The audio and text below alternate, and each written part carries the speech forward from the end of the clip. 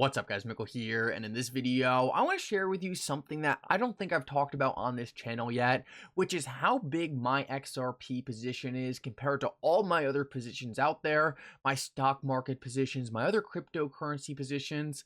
In this video, I want to share that with you guys, as well as why I'm so confident in XRP. There are a lot of great investments out there, and a lot of companies I am so excited about.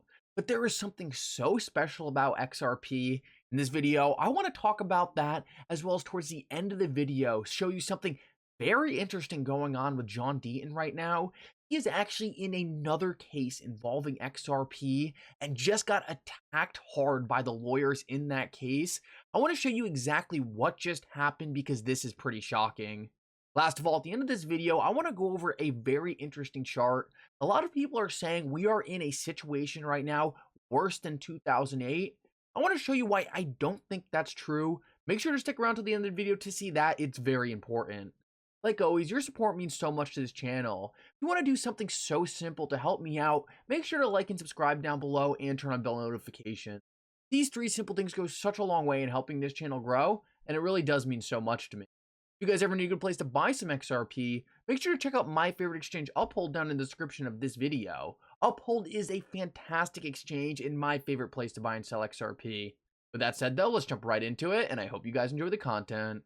So let's jump right into it, and I'm kind of curious what people would have thought my largest position was. It is in fact XRP. XRP is my largest position and it grows every single day.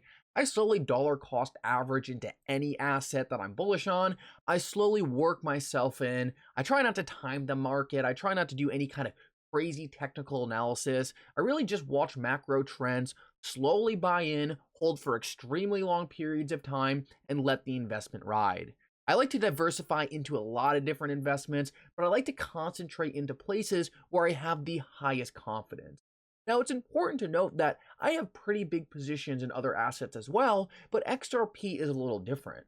I have a very large position in Tesla stock because I bought Tesla when it was very low, it 10x'd, and that caused my position to grow pretty fast. I also have some pretty large positions in some other cryptocurrencies as well, such as Quant, and that's also because I was buying Quant in the $8 to $10 range, it 10x'd, and I was left with a massive bag.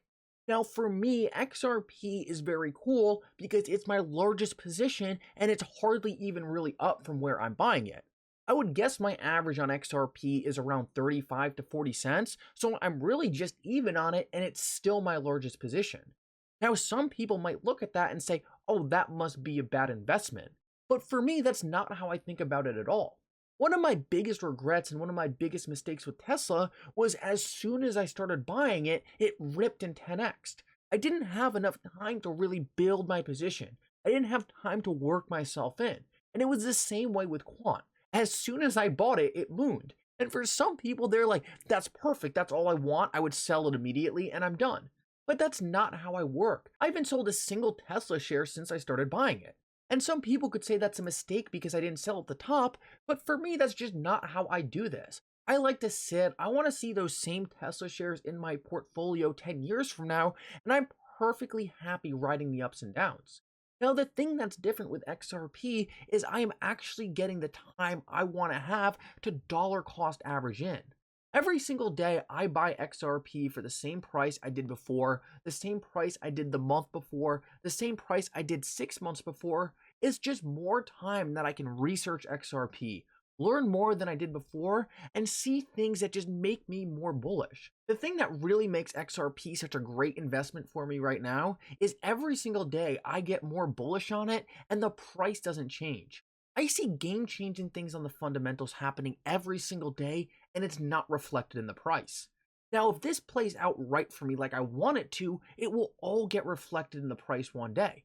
But I'm not rushing for that event to happen.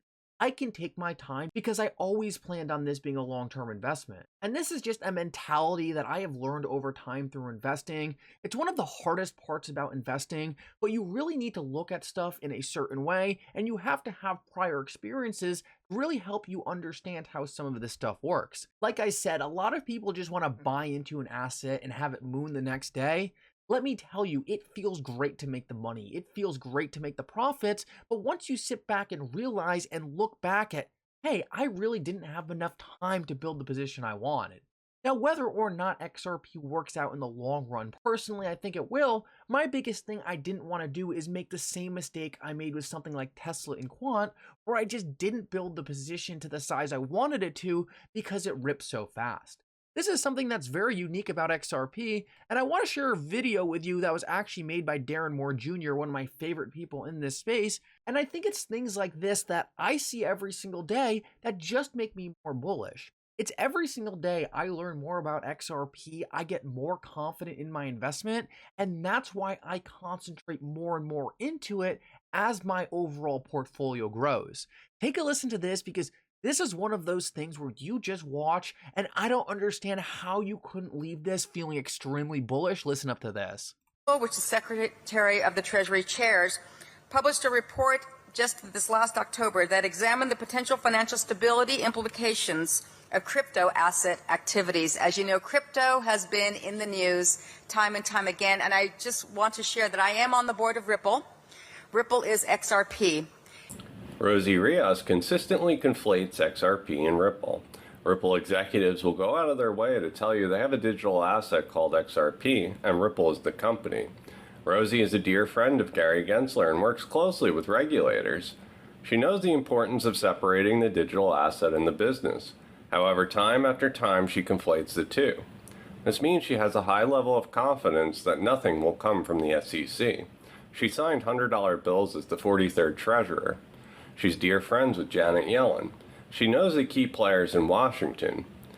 Gary Gensler is our new SEC chair, who I've known forever, is a dear friend, and I think he is the right person. Former Treasurer Rosie Rios, welcome back to Treasury.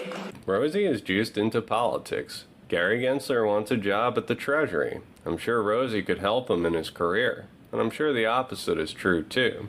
Does Gary really want to make waves? And so when people ask me the question, why did you join the board of Ripple? I joined the board of Ripple because XRP serves a purpose. It's a function that facilitates cross-border payments. It's not some store of value, kind of arbitrary value that is not pegged to anything. This is actually what legitimate financial institutions use. She joined the Ripple board because XRP has utility. It's what legitimate financial institutions use. It's not a subjective store of value. It's useful for cross-border payments. Specifically for cross-border payments. So instead of days and dollars, it's seconds and cents. And that is the future, in my opinion. And again, this is a function. So this utility piece, when it comes to crypto, is very, very important. So that is just a great example of something that I see and just makes me so much more confident on XRP.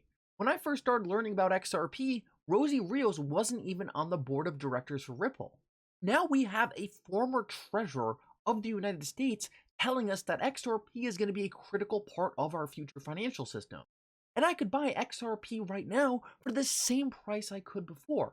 In my eyes, this means I'm taking significantly less risk because I'm buying the same asset at the same price, but now this asset has all this bullish news baked into the fundamentals, and it hasn't yet been reflected in the price.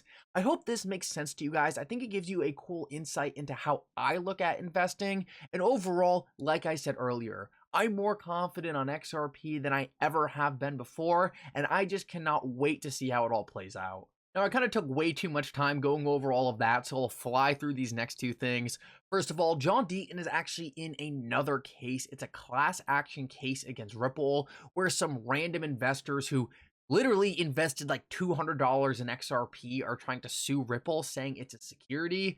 Well, John Deaton is getting involved in that case. The lawyers in that case who are fighting against John Deaton and Ripple, trying to say XRP is a security, just filed a motion against John Deaton, and this thing was absolutely absurd. They essentially call John Deaton a fake lawyer here. They're saying he doesn't actually represent 75,000 XRP holders. Essentially what they did was they attacked John Deaton rather than bringing any kind of legal argument. And John Deaton actually responded to this. He says, "Sounds like these plaintiff lawyers have a lot in common with the SEC lawyers. What did I say when the SEC attacked me? When they can't attack the message, they attack the messenger." And this is spot on right here. These people have no argument against John Deaton. He is going to outclass them in every step of this process. All they can do is attack him. Honestly, it's embarrassing. It shows they're not actually serious about any of this. It shows they're just throwing something out there, hoping they can get a judge that will just blindly agree with them. But let me tell you, John Deaton is not someone you want to go up against, and something like this is just going to piss him off. It's going to drive him harder, and they made a serious mistake with attacking his character here. And I want to finish this video off and just show you a little bit of macro. Like I always say on this channel, macro drives this market, macro drives all markets, and it's critical we take a look at it. I quickly just want to talk about why I don't think this is like 2008. This is a very interesting chart showing leverage in the system. One of the reasons why we had such a big collapse after 2008 was because there was so much leverage in the market. When things went down, when things collapsed, they collapsed exponentially because so much leverage had to unwind. What we can see right here is that there is very little leverage in the system compared to where there was in 2008. We actually have less leverage in the system than there was in 1980. So I just bring this up because there is no question that something else could happen in the market that could be way worse than 2008. I just want to show this chart because obviously it's a lot better to see there being no leverage than if we were to look at this chart and say, oh my God, there's actually more leverage than 2008. Just something to be paying attention to. I always want to stick a little bit of macro in at the end of these videos just to kind of keep us updated on where we stand on the macro cycle. Anyway, though, I hope you enjoyed this update. If you did, make sure to like and subscribe. It really does mean so much. If you like this type of video where I go over my investing strategy, all kinds of stuff like this, definitely let me know. And for now, Mickle out.